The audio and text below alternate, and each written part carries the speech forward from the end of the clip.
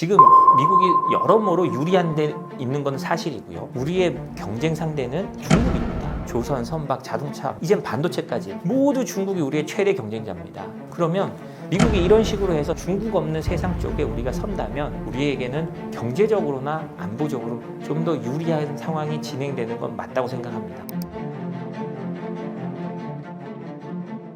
안녕하세요. 저는 생큐션랩의 조의준 대표라고 합니다. 생큐션랩은 제재와 수출 통제 그리고 각종 트럼프 리스크에 관련된 컨설팅을 하고 있는 회사고요. 지금 저희 대기업뿐만 아니라 금융기관까지 저희 시스템이 들어가서 여러 가지를 알려드리고 있습니다. 그래서 혹시나 그런 거 관련된 정보가 필요하신 분들은 저희에게 연락 주시면 감사하겠습니다. 145%라는 숫자가 굉장히 좀 어떻게 생각하면 비현실적입니다. 트럼프 대통령이 취임 전까지만 해도 중국에 때리겠다고 하는 관세가 이미 벌써 우리가 다 까먹었는데요. 그때 트럼프 대통령이 블러핑 하듯이 말한 게 60%였습니다. 근데 이게 145%까지 올라갔고요. 실제로 행정명령에는 125%로 되어 있었잖아요. 근데 이게 왜 145%까지 올라갔느냐? 기자가 한번 물어봅니다. 그러면 펜타닐 관세는 어떻게 돼요? 하니까 백악관에서 그 20% 여전히 있어요. 그렇게 하면서 이게 145%까지 올라갔거든요. 이 말은 그만큼 트럼프 대통령의 즉흥적 그리고 본능적인 공격 성향에 따라 결정된 거라고 보여집니다.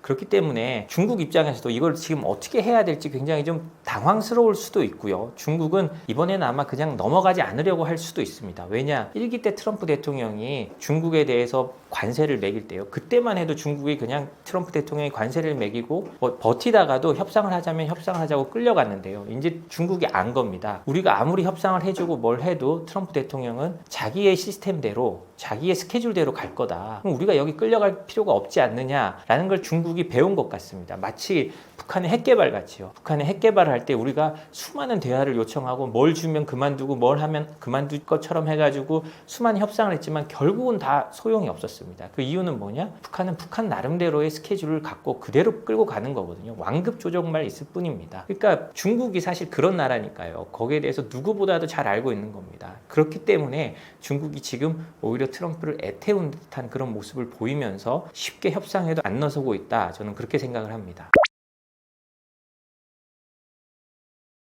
그럼요. 트럼프 대통령은 자신이 보여주고 싶어하는 모습이 있습니다. 트럼프 대통령은 늘 말하지만 자신의 협상가로서의 모습을 보여주고 어떤 딜메이커로서의 모습을 보여주는 것을 가장 중요시하게 생각합니다. 그리고 그다음에 리얼리티 쇼 그 진행자 출신으로서 어떤 극적인 상황을 도출해가지고 지지율을 확 올리고 이런 거에 대해서 본인도 약간 카타르시스를 느끼는 것 같거든요. 그렇기 때문에 트럼프 대통령은 중국과 어떻게든 협상을 하고 자신이 압박해서 중국이 협상 테이블로 나오는 모습을 보여서 거기서 어떤 결론을 맺어야 됩니다. 제가 트럼프 대통령을 지칭할 때 쓰는 표현이 있는데요. 과격한 온건주의자입니다. 1기 때도 그랬고요. 항상 과격하게 말하지만 협상이 되고 난 걸 보면 어느 정도 합리적인 위치를 찾습니다. 한미 FTA가 대표적으로 그랬거든요. 예를 들자면 한국과 FTA 재협상한다. 한국과 FTA 폐기한다. 그랬을 때 세계가 난리 나고 한국은 뒤집어졌었죠. 그렇지만 그 당시에 서로 합의한 걸 보면 서로 어느 정도 절충점을 잘 찾았습니다. 한국은 예를 들자면 철강의 무관세 쿼터를 얻어내가지고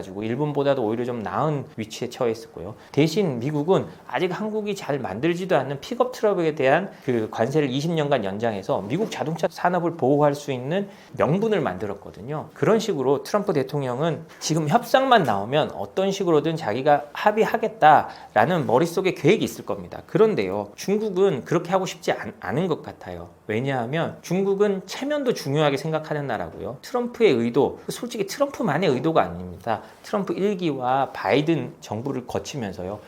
미국이 정말 우리를 패권 경쟁국으로 생각하고 우리를 가만두지 않겠다는 것을 뼈저리게 느꼈습니다. 왜냐? 트럼프 1기 때 있었던 그 제재나 관세가 바이든 때 단 하나도 해제되지 않았습니다. 그러면 트럼프 2기 때 만들어진 중국을 공격하고 혹은 중국에 대한 관세가 이게 정권이 바뀐다고 풀릴까요? 저는 그렇게 생각하지 않습니다. 쉽게 풀리지 않는다는 걸 중국도 알기 때문에 중국도 이참에 버티는 힘을 키우려고 할 겁니다. 그리고요, 제일 중요한 거는요, 여기서 잊지 말아야 될 게 협상력이 둘 중에 누구한테 있느냐는 겁니다. 물론 미국이 바잉 파워를 가지고 세계 초강대국이니까 힘이 있죠. 그렇지만 협상은 단순히 힘만으로 하는 게 아닙니다. 제가 북한의 아주 고위 탈북자를 만난 적이 있었는데요. 그분이 하는 말씀이 있습니다. 김정은이 세상에서 협상을 제일 잘한다. 왜냐? 김정은은 50년을 바라보고 협상 계획을 짭니다. 그런데요, 미국은 중간 선거가 있기 때문에 길어봐야 2년밖에 협상 계획 계획을 못 짜요. 그럼 중국은 어떠냐? 김정은만큼은 아니지만 중국 공산당은 훨씬 더 긴 스코프를 보고 협상을 하고 밀당을 할 수 있는 겁니다. 그렇기 때문에 지금 트럼프 대통령은 빨리 협상을 하고 싶고, 어떻게 생각하면 최초 이 1년 안에 뭔가를 다 세상이 흔들리더라도, 주가가 많이 떨어지고 뭐 세상이 움직이더라도 1년 안에 빨리 하고 그다음 중간 선거까지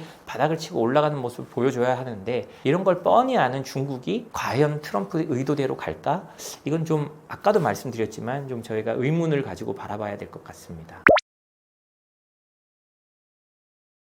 트럼프 대통령의 머릿속에 있는 건 국내 제조업 부활과 중산층을 두텁게 하는 겁니다. 이걸 가지고 러스트벨트에서 표를 모아서 당선이 됐고요. 그리고 레드넥이라고 부르는 미국의 중하층 백인들을 움직여서 대통령이 된 겁니다. 제가 그대로 된다는 게 아니고요. 트럼프 대통령의 머릿속에 있는 계획은 이런 겁니다. 미국을 다시 중산층 제조업 국가로 만들고, 이걸 통해서 안보나 이런 것도 다시 한번 재정비하겠다라는 게 트럼프의 생각입니다. 그래서 만약에 이 관세가 트럼프의 생각처럼 미국의 제조업을 부활시키고 미국의 서비스업으로 내몰렸던 중하층민들을 그 제조업에 종사하는 중산층 인구로 잘 변환시킬 경우에는 미국은 정말 궁극적으로 군살이 빠진 패권국이 될 수도 있는 겁니다. 우리가 실제로 그렇게 되긴 너무너무나 어렵습니다. 그걸 알고 있지만 트럼프의 계획은 그런 겁니다. 예를 들자면요, 방만한 재정, 더 이상 무역 적자를 보지 않겠다는 거잖아요. 미국의 그 방만한 재정 문제를 해결하고, 그 다음에 일자리 문제도 제조업이라는 탄탄한 중산층이 만들어지는 업종을 키워서 일자리 문제도 해결해 가는 겁니다.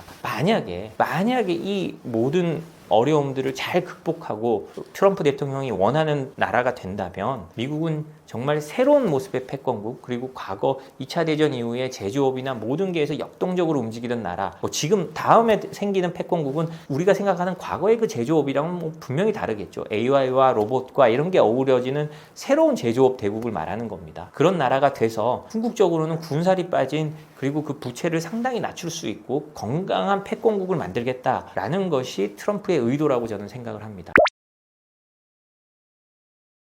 솔직히 저는 이 전쟁의 승리자는 모르겠습니다. 전투의 승리자는 알겠지만 전쟁의 최종 승리자는 잘 모르겠습니다. 전투는요, 당연히 미국이 이깁니다.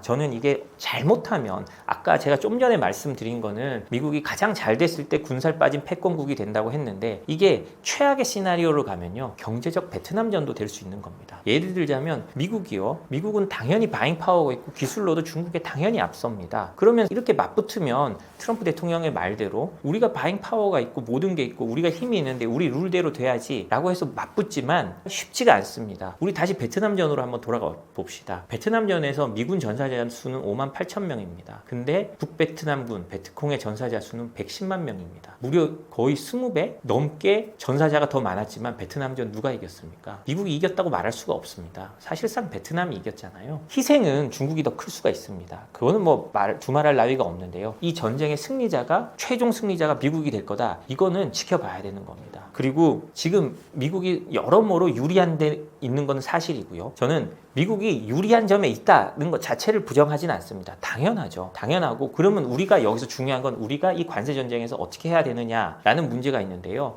이제 미국이 이런 관세 전쟁을 통해서 어떤 공급망을 분리하려고 하는 거잖아요. 그랬을 때 우리는 나중에 최종 승리가 누가 될지는 모르겠지만 미국의 편에 서는 게 우리에게 경제적으로나 안보적으로 모두게 유리하다라는 건 제가 확실히 말씀드릴 수 있습니다. 왜냐? 우리가 모두 알다시피 우리의 경쟁 상대는 중국입니다. 우리가 밥 벌어먹고 사는 모든 제조업 수출, 한국이 그냥 제조업 대국으로 밥 벌어먹고 사는데요. 조선, 선박, 자동차, 이젠 반도체까지 모두 중국이 우리의 최대 경쟁자입니다. 일본도 아니고 독일도 아니에요. 그러면 미국이 이런 식으로 해서 새로운 공급망을 만들어 간다면, 중국 없는 세상 쪽에 우리가 선다면 우리에게는 경제적으로나 안보적으로 좀 더 유리한 상황이 진행되는 건 맞다고 생각합니다. 물론 그 질문처럼 최종 승리자가 누구다라는 건 알 수가 없지만 어찌됐든 우리가 우리의 이익을 지키는 대로 움직여야 한다면 우리는 미국의 공급망 안에 들어가는 게 좋고, 그러면서도 지리적 위치나 이런 게 중국과 가깝기 때문에 그 안에서 중국과 최대한 교류할 수 있는 위치를 찾아가는 것이 대한민국의 번영을 위해서는 더 좋다고 생각을 합니다. 미국이 한국 대선은 당연히 관심을 가질 겁니다. 그리고 미국의 이익, 그리고 미국의 세계 전략에 맞춘 거를 가장 해줄 수 있는 사람을 당연히 원하겠죠. 그런데요, 미국도 그렇고 한국도 그렇고 저는 그렇게 생각합니다. 사실 미국이요, 한국 대통령들 늘 좋아한 게 아닙니다. 싫어하기도 하고, 그렇기 때문에 뭐 한국에 정말 필수적인 군사 정보를 안 넘겨준 적도 있었습니다. 그런 경우가 있지만 그럼에도 불구하고 그 부분에 대해서 큰 걱정을 안 해도 된다고 저는 생각을 하는 게, 한미 동맹이란 건 70년 전에 생겨가지고요, 아주 오랫동안 잘 갖고 온 동맹입니다. 물론 뭐 우리가 아주 가장 모범적인 동맹이다 라고까지는 말을 못하겠지만요, 어쨌든 우리는 서로 피를 나누면서 이끌어온 동맹이고, 6.25, 그 다음에 베트남, 이라크, 아프가니스탄, 미국이 가는 웬만한 모든 전쟁에 참여한 나라는 영국 빼놓고는 거의 한국밖에 없습니다. 베트남전은 그리고 우리만 갔잖아요. 그런 것 때문에 어떤 대통령이 바뀌고 대통령의 성향 때문에 한미동맹 자체가 흔들리는 일은 저는 없을 거라고 봅니다. 그러면 뭐 정치는 모르고 너무 국내만, 트럼프 대통령도 국내만 보듯이 한국도 국내만 보는 대통령이 된다면 사실 충돌이 있을 수는 있겠죠. 그렇지만 이렇게 쉽게 흔들리진 않을 거다라고 말씀드리고 싶습니다. 그럼요. 지금 현대차나 폭스바겐 이런 차들이 뭐 다음 달 정도까지는 가격을 안 올린다고 하는데, 지금 자동차 관세 25%가 발효됐잖아요. 이거 언제까지 안 올릴 수 있을까요? 지금 뭐 1분기 같은 경우에는 미국의 소비가 괜찮았습니다. 왜냐? 그 관세가 발효되기 전에 빨리 들어와야 되니까요. 그리고 빨리 사들여야 되고 하고 하니까 괜찮았는데, 주식시장은 그대로 내렸습니다. 왜냐하면 괜찮으면 주식시장도 올라야 되는데 주식시장은 뭐 그대로 원웨이 하방으로 내려갔잖아요. 이유가 뭐냐? 앞으로 덮칠 공포가 너무나 큰 거예요.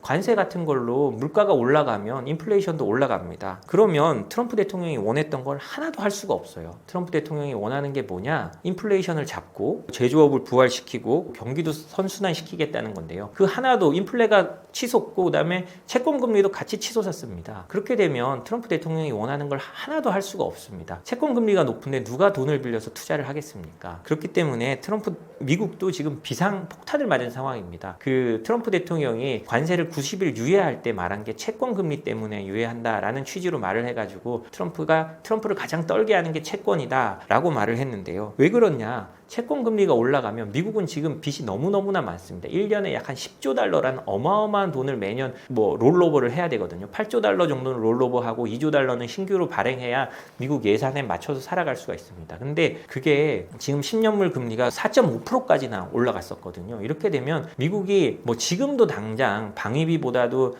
이자 내는 게 미국 예산에서 더 많다고 하는데, 이렇게 되면 미국의 빚이 통제불능 상황으로 올라갈 수 있습니다. 그러니까 트럼프 대통령이 지금 여론조사도 흔들리는 거고요. 취임보다 14% 더 떨어졌다는 여론조사가 나오는 거고요. 그리고 이제 90일 유예했지만 중국에 대한 관세는 그대로 유지됐잖아요. 145% 올라간 게 그대로 유지됐는데, 문제가 뭐냐? 월마트 같은 곳에 들어오는 상품의 60%가 중국에서 왔다는 겁니다. 월마트는 뭐 미국에 가보신 분들은 알겠지만 미국의 저소득층들이 주로 사용하는 마트입니다. 그렇기 때문에 이제 어느 날 갑자기, 지금은 재고 물건이 있기 때문에 과거 가격표를 붙여놓겠지만 이제 좀 지나면 아무리 미국의 월마트라고 해도 다른 데서 소싱을 아무리 빨리 해와도 그걸 채워 넣을 수가 없어요. 이제 올라간 택이 붙은 날이 고고도입니다. 뭐 그 기사에 따라서 다른데 3개월, 1개월, 뭐 6개월도 된다라는 데가 있는데요. 그 택이 새롭게 붙기 시작하면 미국에선 난리가 날 겁니다. 그리고 트럼프 대통령을 지지했던 저소득 서비스업 백인들에게 그 타격이 집중적으로 가해지게 되거든요. 그렇게 됐을 때 뭐 트럼프 관세 전쟁에 대한 본격적인 평가가 일어날 겁니다. 그리고 그때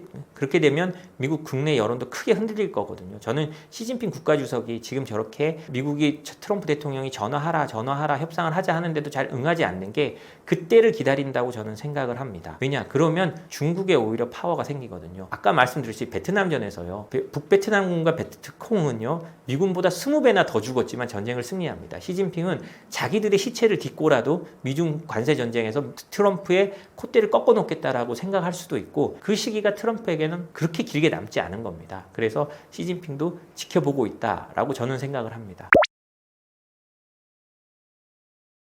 당연히 10% 20% 관세일 때는요, 서로 이제 너도 부담하고 나도 부담하고 해서 나눠내자라는 게 어느 정도 됩니다. 처음에 트럼프 대통령이 10% 올렸을 때는요, 미국의 공급망 관련된 전문지들의 기사를 보면 월마트나 이런 데서 그 중국 공급자들을 압박합니다. 더 깎아라, 더 깎고 뭐 좀 더 싼 걸로 대체하든지 해가지고 우리가 이 10%를 니들이 부담해라 라고 한다고 기사에 나왔어요. 20% 되니까 니들도 부담하고 우리도 부담하자라는 쪽으로 가고 시작한다고 했어요. 그런데 지금 이렇게 140 몇 프로, 트럼프 말듯이 60% 이렇게 되면 서로 부담할 수 있는 영역이 아닙니다. 우리가 잊지 말아야 될 게 있는데요. 중국 입장에서도 같이 부담하자고 한다고 10% 관세 매겨서 이제 10%더 부담하자고 한다고 그거를 고통을 감내할 수가 없어요. 위안화 환율을 뭐 4, 5%더 떨어뜨리고 그 다음에 뭐 원가 절감을 통해서 뭐 2, 3% 하고 해가지고 어느 정도 맞춰줄 수는 있겠지만 이게 뭐 트럼프 대통령이 처음 말했듯이 60%, 지금은 145% 아니면 최고 245% 뭐 이렇게 된다면 그 자체가 불가능해지는 거니까요.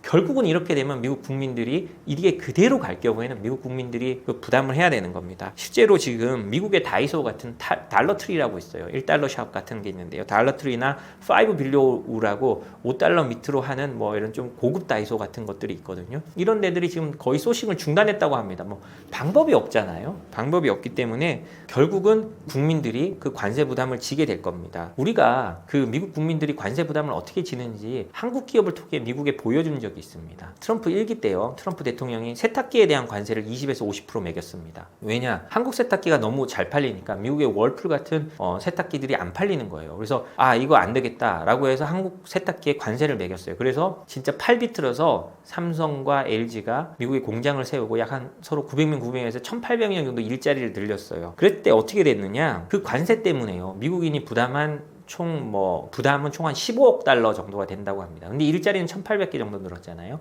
결국 일자리 하나당 관세나 이렇게 미국 국민들이 전부 십시일반해서 만든 일자리 하나당으로 계산해 보면 82만 달러가 들었다고 합니다. 우리 돈으로 10억 넘는 돈을 들여서 일자리 하나를 만든 거예요. 말도 안 되는 일이 된 거죠. 그만큼 비효율적이게 일자리가 늘어나긴 했지만 그만큼 좀 비효율적이게 늘어났습니다. 그러면 원하는 대로 월풀이 치고 올라가서 월풀이 1등이 됐느냐? 그것도 아닙니다. 오히려 월풀의 시장 점유율은 떨어졌어요. 그런 것처럼 이 트럼프 대통령의 이런 거는요, 모든 국민들이 어느 정도 고통을 감내할 수가 있습니다. 그런데 우리가 여기서 생각을 해야 될 거는 그런 고통을 감내하고서라도 지금 미국은 핵심 생산 라인, 특히 반도체나 철강, 자동차 같은 거는 미국 안으로 옮기겠다는 거거든요. 이거는 자신들의 안보 문제로 걸고 넘어지는 겁니다. 지금 제가 단순히 세탁기로 말해서 그냥 세탁기 정도일까 생각할까 봐 제가 이렇게 말씀드리는 건데요. 안보 문제는 죽고 사는 문제고 경제 문제는 먹고 사는 문제입니다. 이럴 때 안보를 들여서 뭐 반도체나 철강이나 자동차 공장을 옮기겠다고 하는 건 의지를 가지고 우리가 비용을 부담하고 우리가 피를 흘리겠다 해서 가져오는 거니까요.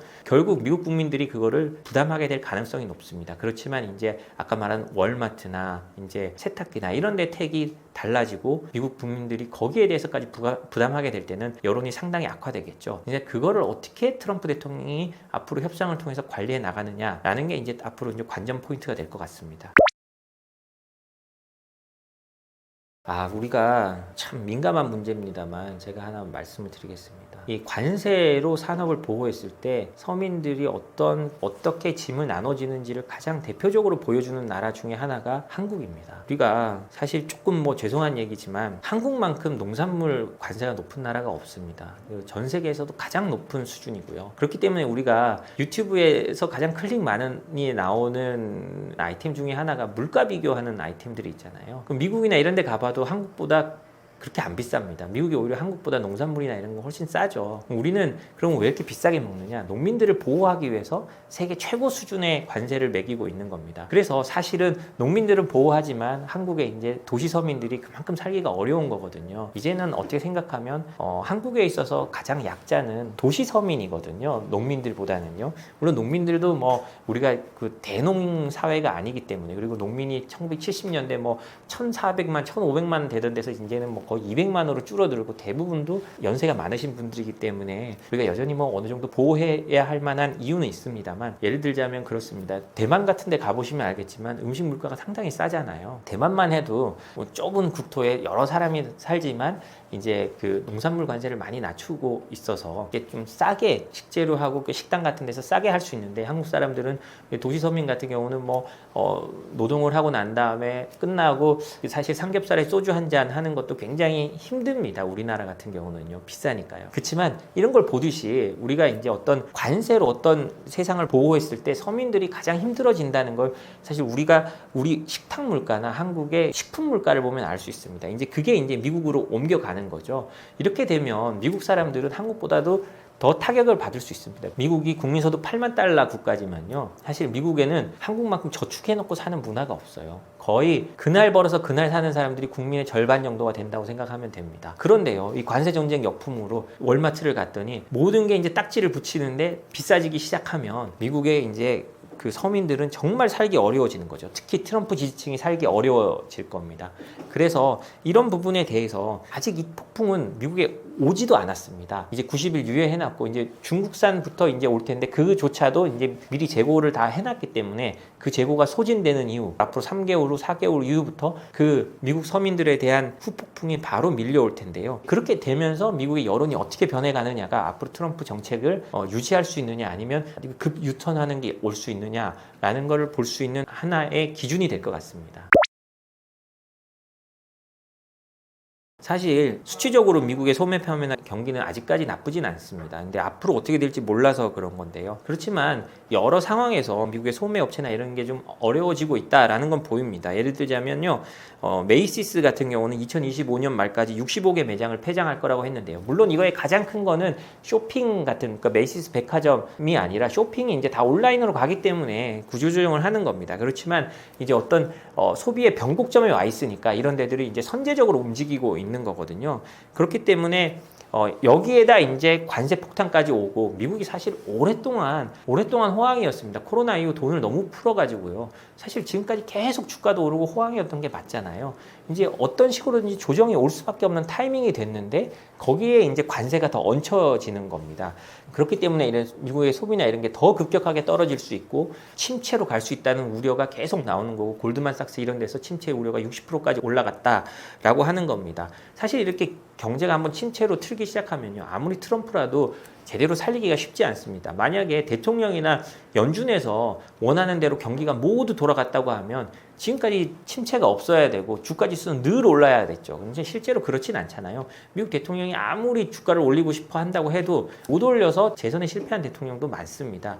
그렇기 때문에 미국 현지 상황이 어떻게 될지, 그리고 타이밍도 그동안 미국이 방만하게 돈을 써왔는데 뭐 바이든 때부터 시작해서 연 한 1조 4천억 달러, 뭐 2조 달러 가까운 적자를 보고 어마어마한 적자를 보면서 운영을 해왔으니까요. 이 방만한 걸 어떻게든 줄여야 될 상황도 맞고요. 그렇기 때문에 이런 변곡점에서 관세가 또 한 번의 충격을 더 주면서 미국이 이제 정말 침체로 가는지 안 가는지가 앞으로 미국 경제뿐만 아니라 세계 경제 그리고 미국 정치, 이 관세 전쟁의 운명도 결정할 수 있다고 생각을 합니다. 이번에 뭐 무역 전쟁이나 관세 전쟁을 보면 아시다시피요, 미국의 최우선 과제는 중국입니다. 중국을 어떻게 견제하느냐, 그 포위망에서 어떻게 하느냐에 따라서 동맹에 대한 처우도 달라질 겁니다. 그런데요, 한국은 그런 면에서 어찌 보면 중국과의 분쟁에 말려들 수 있는 지정학적으로 불행한 위치가 있게 되지만, 어찌 보면 다른 쪽으로 우리가 그 미국의 국제 전략에 가장 적합한 지역이 될 수도 있는 겁니다. 중국의 견제라는 거를 트럼프 대통령이요, 계속 이렇게 우크라이나 전쟁을 여기서 그만두자, 이건 말도 안 되는 전쟁이라고 하는 이유는 여기서 빨리 끊어야 중국을 견제하는데 그 비용을 다 쓸 수 있기 때문에 그런 거고요. 중동에서도요, 이란이나 이런 데 트럼프 대통령이 압박하면서도 자꾸 협상을 타결하자고 하는 거는요, 지금 거기 지금 항공모함이 2대나 가 있거든요.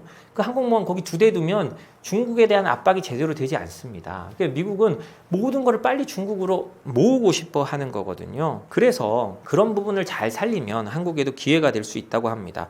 요즘에 뭐 조선이나 이런 주가 보면 엄청 올라가잖아요. 당연합니다.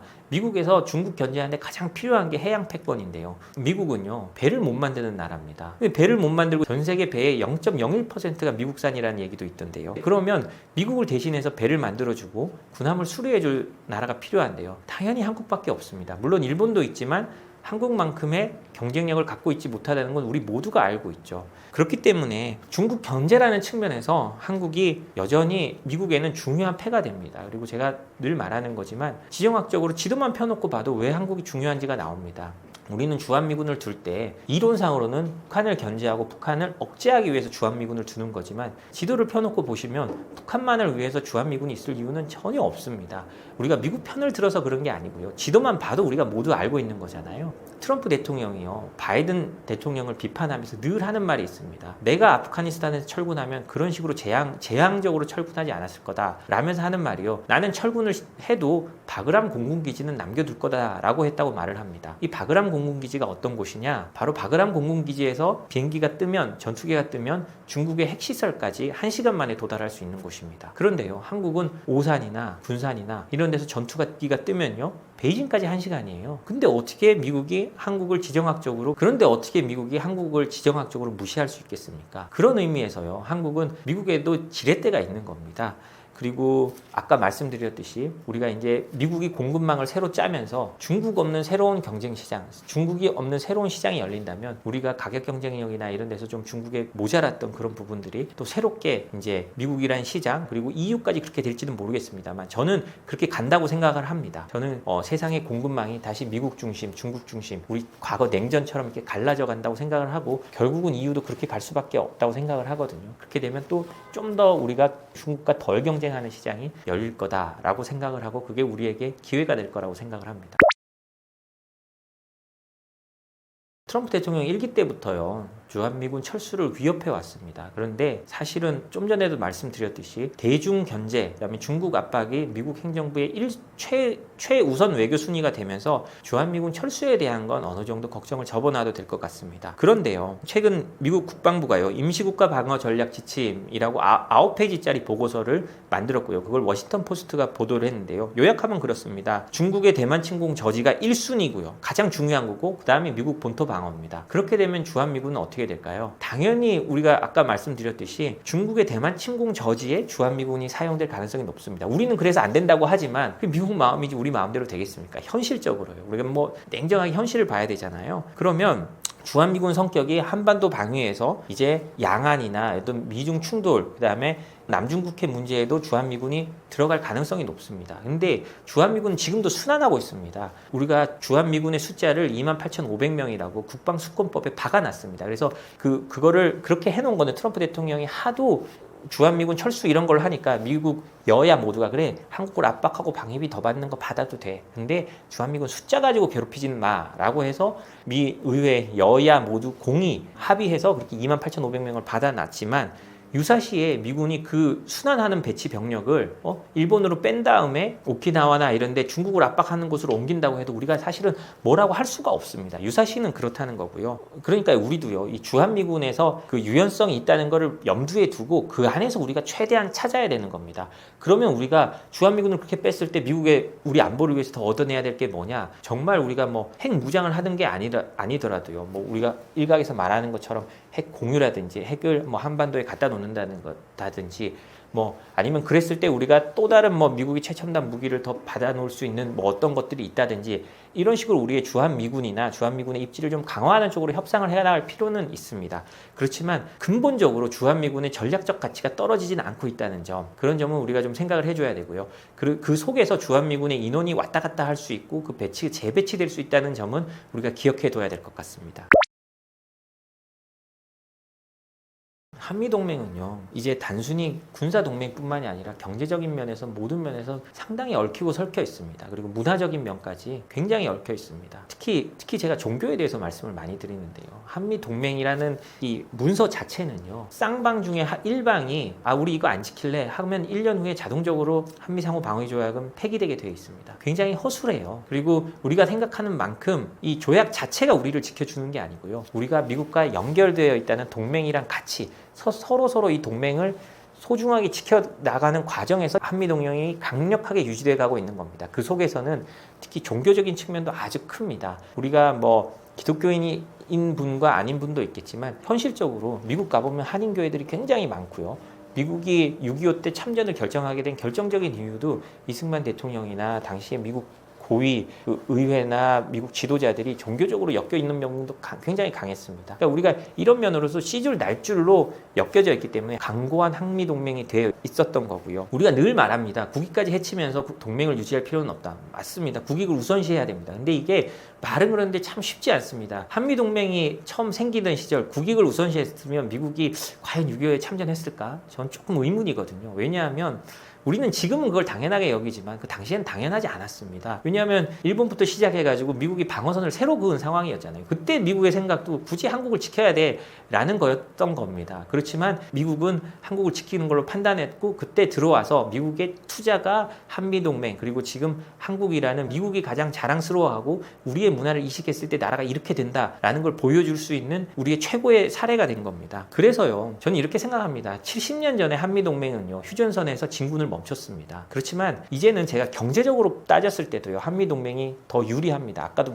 계속 말하고 있듯이 중국이 우리가 경제적으로도 모든 면의 경쟁자가 됐기 때문이에요. 그럼 이 한미동맹의 스코프를 늘려서요, 이 경제적 한미동맹 까지 가서 이제 미국은 이제 우주로 가잖아요. 그 우주로 갈 때 우리가 또 뭐를 더 해줄 수 있는지, 미국이 부족한 점에 우리가 어떤 점을 더 키웠을 때 이 경제적 동맹으로 가치를 유지할 수 있는지를 해서 우리 그런 면에서 우리 국익을 같이 해서 정말 우주까지 함께 가는 동맹이 돼야 된다라고 생각합니다. 이게 막 미국의 경도돼가지고 뭐 미국만을 우상시하는 게 아닌가라고 생각을 하실 수도 있는데요. 그런 비판을 하실 수 있지만 그런 게 아니고요. 현실적으로 우리가 같이 했을 때 이득을 가질 수 있는 나라가 현재로서 미국이란 뜻에서 계속 말씀을 드리는 겁니다. 그래서 우리가 이 한미동맹을 잘 지켜야 되는 이유는요, 우리가 그렇게 해야 안보, 경제적 이익을 다 챙길 수 있고요, 실리까지 국익, 실리, 안보 모든 걸 챙길 수 있다라고 이렇게 말씀을 드리는 겁니다.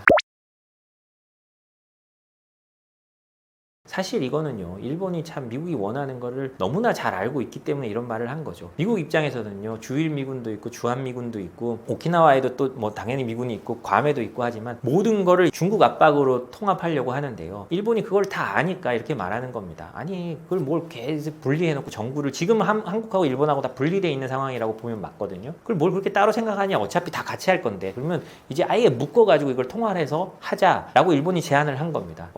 미국 입장에서는 아주 좋죠. 그리고 일본 입장에서도 좋습니다. 왜냐? 한국은 지금 한국의 독립된 정부로 돼 있기 때문에 주한미군 사령관은 사성 장군이고요, 주일미군의 뭐 사령관급인 사람은 삼성 장군입니다. 우리가 더 높아요. 그렇지만 이런 걸 통하면 일본이 이제 일본의 뜻대로 안보를 꾸려가면서 자신들의 안보, 그러니까 대중 압박이라는 일본의 생각에 미국도 맞춰가면서 더 큰 정부로 해서 이렇게 전체적으로 일본이 자신들의 안보 이익을 챙길 수 있게 가는 거죠. 한국 입장에서는 이게 좋을 리는 없습니다. 좋을 리는 없지만 현실적으로 보면요, 이 정부를 어떻게 나누고 이런 문서적인 걸 떠나서 현실적으로는 이렇게 갈 수밖에 없다는 걸 우리 또 인정을 할 필요는 있습니다. 그렇게 했을 때 우리가 미국과 어떻게 협상을 할 거냐, 이 부분이 앞으로 미국이 계속 제기할 문제이기도 하잖아요. 우리가 이렇게 했을 때 가장 큰 문제는 중국과 미중 충돌에 한국이 끌려 들어갈 수 있다는 그런 건데요. 그렇게 했을 때 우리가 어떻게 해야 되는지, 아까도 제가 말씀드린 적 있지만 미국과 진짜 현실적으로 놓고 다음 정권이나 아니면 그 다음 정권에서도 이 문제를 논의해야 되는 겁니다. 우리가 지금 전작권 문제도 여기 걸려 있습니다. 미국은 자꾸 전작권을 한국이 주려고 하잖아요. 근데 한국에는 보수 정권에서는 그걸 받지 않겠다라고 해서 지금 전작권이 미국에 있는 건데요. 그 이유가 뭐냐? 한국의 전시작전권이 이렇게 오면 아까 말했듯이 원시어터로 가게 되면 한국 주한미군 사령관이 4스타에서 3스타로 내려갈 수 있는 거예요. 왜냐? 전쟁을 이제 한국에서 주도적으로 하니까 왜 우리가 꼭 여기 4스타를 보내야 돼? 미국이 생각할 수 있잖아요. 그렇게 되면 오히려 또 그렇게 된 게 중국과의 충돌이 있었을 때 주한미군이나 이런 게 또 약화되고 우리의 의지와 상관없이 미중 대결에 또 말려 들어가는 결과를 가질 수도 있습니다. 이게 너무나 복잡한 얘기입니다. 그렇기 때문에 우리가 현실을 인정하고 다음 정권이나 그 다음 정권에서 이 문제를 차근차근 협상하고, 우리가 늘 핵 개발을 말하지만 현실적으로 핵 개발은 어렵지만 어느 정도 핵 협상 같은 걸 통해서 우리가 핵 개발을 할 수 있는 여지를 남긴다든지, 그다음에 미국의 핵 같은 거를 한반도에 공유할 수 있는 그런 상황이 온다든지, 해구산을 좀 문서적으로 좀 더 강고하게 받을 수 있다든지, 이런 식으로 우리에게 맞는 방식으로 또 찾아나가는 그런 또 계기가 돼야 된다고 생각합니다. 일본의 제안이 우리의 안보에게 도움이 되지 않는다라고는 저는 생각합니다. 그렇지만 현실적으로 이렇게 변해갈 가능성이 높다라는 것도 우리가 인정해야 될 바라고 생각을 합니다. 사실 이거는 한국 미국의 상황 때문에 탄핵 여론이 들끓고 있다고 느껴지고 뭐 사실 미국에서도 탄핵하겠다는 얘기가 뭐 트럼프 취임하자마자 한번 나오긴 했습니다. 트럼프 대통령이 이스라엘의 가자 지구를 무슨 국유화한다고 했을 때 한 하원 의원이 와 저런 미친 소리를 하느냐 그래서 탄핵해야 된다 이렇게 말을 한 적이 있는데요. 사실 한국 같으면요 트럼프 대통령 이미 탄핵 여러 번 당했습니다. 생각해 보십시오. 최근에 주식 사라 라고 자신의 그 소셜이죠. 트루스 소셜에 그냥 글을 올리면서 DJT라고 자기 회사의 그 티커, 주식 티커를 올리는 사람이고요. 그리고 암호화폐 규제 푼다고 하면서 자기 집안이 온통 암호화폐를 만들고 자기 이름의 민코인, 부인 이름의 민코인까지 만들다 보니 사실 한국 같으면 트럼프 대통령은 뭐 탄핵 여러 번 당해야 됩니다. 그런데요. 실제로 미국에서는 트럼프 대통령을 탄핵해야 된다라는 소리까지 나오려면 아직 멀고 멀었습니다. 한국은 뭐 워낙에 대통령을 탄핵한 게 벌써 이 짧은 대통령제에도 벌써 2번이나 나오다 보니까 이런 얘기가 있는데 현실적으로는 트럼프 대통령에 대한 탄핵 여론은요 제가 이렇게 말씀을 드리지만 우리 한국에서 생각해서 그렇기 때문에 그렇지 탄핵이 될 가능성은 뭐 거의 없습니다. 단언컨대 없다고 현재적으로는 말씀드릴 수 있을 것 같습니다. 사실 지금 트럼프 대통령에 대해서 미국에서 좋아할 만한 사람이 별로 없습니다. 이미 트럼프 대통령 되자마자 S&P 500 지수가 한 20% 정도 떨어져 가지고 조정 국면에 잠시지만 들어갔다 다시 올라왔잖아요. 그런 것처럼 이런 관세 전쟁을 일으키니까 주가가 난리가 납니다. 근데 미국 사람들의 노후는 뭐냐? 모두 주식에 들어가 있습니다. 401k라고 해가지고요. 미국 사람들의 노후는 사실상 주가 지수에 맞춰져 있다고 해도 과언이 아닌데요. 트럼프 대통령이 계속 이렇게 가다 보면 경기 침체가 올 수도 있고 어떻게 될 수도 있기 때문에 불안해하잖아요. 지지층마저 불안해합니다. 그러다 보니까 최근 지지율이 한 42%로 취임 이후에 한 14% 정도 떨어졌더라고요. 아마 드라마틱하게 떨어졌는데요. 그렇기 때문에 트럼프 대통령에 대한 이 반대 여론은 미국 내에서 들끓을 수밖에 없습니다. 그런데요. 트럼프 대통령 1기 때도 트럼프 대통령은 그때 미중 무역 전쟁을 하면서 주가 지수가 한 20% 정도 떨어졌다가 다시 올라갔거든요. 트럼프 대통령의 머릿속에 있을 겁니다. 하려면 첫 1년 안에 모든 걸 해야 된다. 내가 하고 싶은 걸 할 수 있는 기간은 이때뿐이다 라는 게 트럼프 대통령 속의 머리에 있고요. 이거는 어떻게 생각하면 미국이나 한국이나 당연합니다. 대통령이 가장 힘이 셀 때 1년 그리고 미국은 중간 선거가 있기 때문에 그 중간 선거 전에 뭐든지 해내야 되는 겁니다. 그리고 그걸 가지고 중간 선거에 판별을 받는데 중간 선거에서 사실은 승리를 거둔 집권 여당은 미국에서도 거의 없어요. 한국도 마찬가지잖아요. 여당이 있으면 다음 그 중간에 치러지는 총선이 있다면 그 대통령 선거 직후가 아니라면 그 총선에서 여당이 이기기가 힘듭니다. 그렇기 때문에 그런 거랑 마찬가지로요. 트럼프 대통령도 취임 1년 안에 모든 걸 해결하려고 하고 그래서 더 과격하게 나가는 걸 겁니다. 그런데 트럼프 대통령은요, 아까 말씀드렸듯이 리얼리티 쇼 출신, 쇼 진행자 출신이고 여론에 누구보다도 민감한 사람입니다. 이게 그냥 민감한 게 아니고요. 정말 여론만 보고, 국내 여론만 보고 정치하는 사람이라고 생각하면 됩니다. 처음 1년은 이렇게 지나지만 시간이 지나면 트럼프 대통령은 합의점을 찾고 시장을 다시 밀어 올리기 위해서 노력할 수밖에 없습니다. 그래서 제가 늘 말하는 게 과격한 온건주의자라고 말하는 거거든요. 말은 과격하게 하지만 실제로 행동은 그렇게 과격하지 않고 어느 정도 접점을 찾습니다. 트럼프 대통령이 늘 말하지만 불법 체류자들 내보낸다, 뭐 이민 단속 강화한다라고 하지만 통계를 보면요, 트럼프 대통령이 오바마 때보다도 불법 체류자 덜 잡았다는 통계가 있을 정도입니다. 그러니까 말은 그렇게 해서 실제로 국경을 넘는, 그리고 국경을 잘 닫아놔서 국경을 넘는 불법 체류자는 줄어들었지만 실제로 이렇게 강제로 밀어서 내보내는 사람 숫자는 오히려 오바마 때보다 적었다는 통계가 있거든요. 근데 그 내보낼 때 워낙 시끄럽게 해가지고 내보내고 그 인권 침해 논란이 나고 하니까 문제가 됐던 거고요. 그런 것처럼 트럼프 대통령은 여론과 주가 지수를 늘 봅니다. 지금 이렇게 떨어져 있고 하지만 어느 순간 트럼프 대통령이 이제 내가 할 만큼 했고 다른 이슈로 넘어가야지 라고 하는 때가 저는 분명히 올 거라고 생각합니다. 그때가 오면 또 다시 시장에 요동치고 다시 올라가든가 아니면 또 어떤 길을 다시 찾아낼 거라고 저는 생각을 합니다. 제가 아까 말씀드렸듯이요. 중국을 견제한다는 거에 대해서는 미국의 총의가 모아져 있는 겁니다. 각종 여론조사, 퓨 리서치 센터나 이런 각종 여론조사를 보면 중국을 아주 싫어한다거나 아니면 비호감이라는 비율이 미국에서 약간 80% 정도가 됩니다. 이거는 한 나라의 총의가 모여졌다는 거기 때문에 정권과 상관없이 이렇게 가게 되어 있습니다. 말씀드렸듯이 트럼프 1기 때 중국에 대해 그 수많은 관세를 부과하고 미중 무역 전쟁을 시작했을 때 바이든으로 바뀌었잖아요. 그때 중국에 대해서 풀어줄 줄 알았습니다. 그러나 바이든 대통령 절대 풀어주지 않았습니다. 트럼프 대통령이 화웨이 그리고 ZTE 이런 데 제재했던 것도 거의 유지했고요. 오히려 중국의 반도체 굴기를 막기 위해서 중국 반도체 회사들에 대한 제재를 바이든 때 더욱 강화했습니다. 그리고 이번에 H20 같은 엔비디아의 좀 저사양 GPU까지 중국에 팔지 못하도록 미국이 했잖아요. 중국은 알고 있는 겁니다. 정권의 문제가 아니라 이거는 미국이 마음을 고쳐먹었고 미국이 우리를 죽이려 한다라는 걸 중국이 알고 있고 미국이 정권에 상관없이 자신을 죽이려 한다는 걸 중국이 알고 있습니다.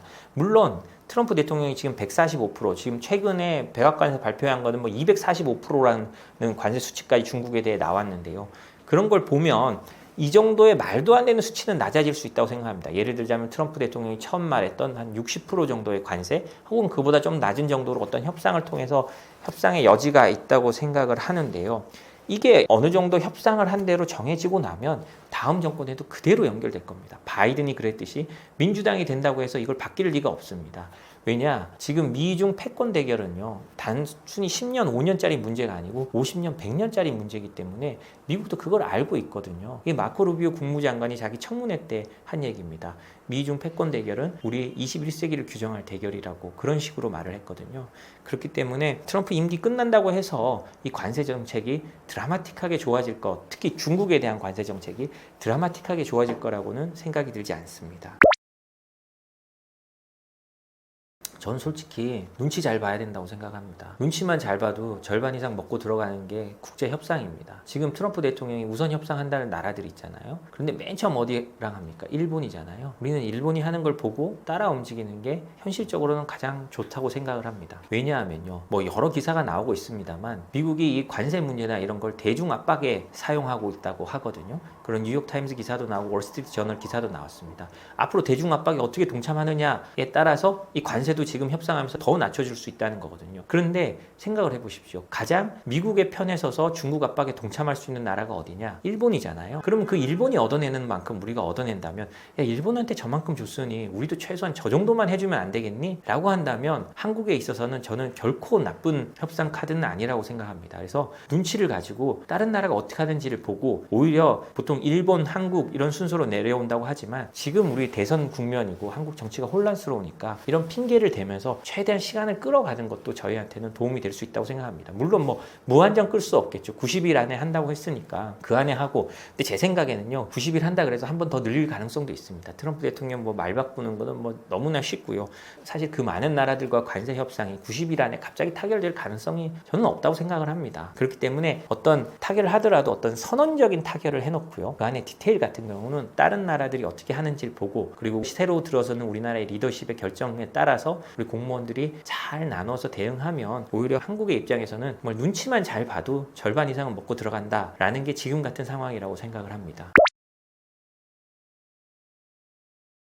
지금을요, 단순히 트럼프 소나기를 피하고 이런 걸로 생각하면 안 됩니다. 지금은 대전환기라고 생각하는 게 맞다고 생각을 합니다. 헨리 키신저 전 국무장관이 돌아가시 전에 트럼프에 대해서 말을 할 때요, 역사의 변곡점에 들어선 대통령이라고 했거든요. 그만큼 지금 역사의 변곡점이란 겁니다. 2차 대전 이후 만들어진 국제질서, 미국이 만든 국제질서지만 그 국제 질서를 미국 스스로 필요에 의해 바꿔야 될 때가 된 겁니다. 근데 이럴 때 우리가 눈치를 보면서 우리가 평화시처럼 눈치를 보면서 여기 들어갈까 저기 들어갈까 이러다 보면 오히려 양쪽 모두에게 배척당할 수가 있습니다. 물론 그렇게 해서 모든 분야에서 이익을 끌어내면 가장 좋겠죠. 근데 현실적으로는 그렇지 않습니다. 냉전 말기에 제가 여기서도 저번에 말씀드렸던 것 같은데 일본 도시바 공작기계 사건 같은 걸 보면 양쪽 모두에서 이익을 얻으려 했던 어설픈 시도가 어떤 결과를 가져오는지를 보이는데요. 1987년에 일본 도시바가 몰래 공작기계를 소련으로 수출합니다. 그때 소련은요, 잠수함에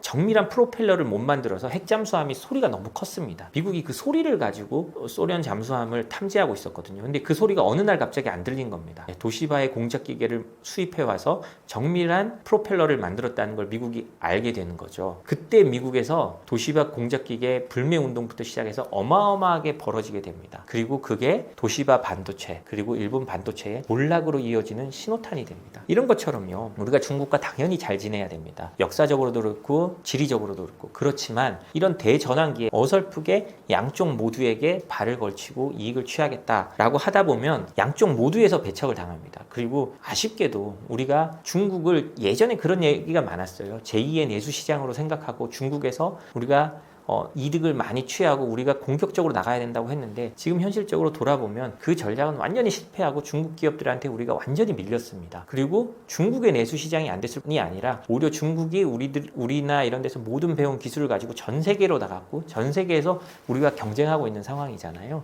그렇기 때문에 경제적으로나 안보적으로나 그 어떤 면을 보더라도 우리의 선택은 이 과정에서는 명확해야 됩니다. 그러면서도 중국과는 당연히 열어두고 우리가 잘 지내야겠죠. 이 상황에서 우리가 진짜 명확하게 머리에 넣고 있어야 되는 건 지금은 대전환기다. 그래서 이 전환기에 살아남는 방식으로 해야지 평화 시기의 원칙을 가지고 우리가 해서는 안 된다라는 거를 꼭 염두에 둬야 될 것 같습니다.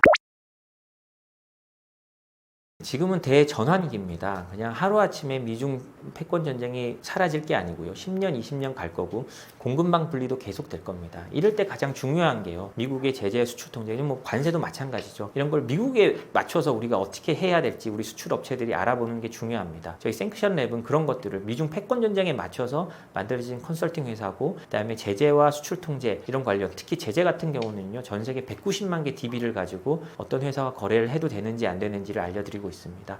그래서 저희한테 이런 걸 맡겨주시면 미중 패권 전쟁 그리고 트럼프 리스크를 한층 낮출 수 있을 거라고 생각하고요. 여러분들도 좀 더 안전한 항해를 하실 수 있도록 기원하고 하시도록 도와드리겠습니다. 감사합니다.